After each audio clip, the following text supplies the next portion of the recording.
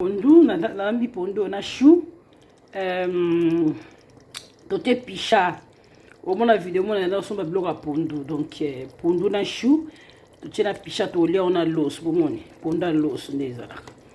to lia on a l'os donc bon meka pondu recette à pondu na picha kitoko this cassava leaf with fish and I'll eat that with rice so that you should try this recipe to my channel.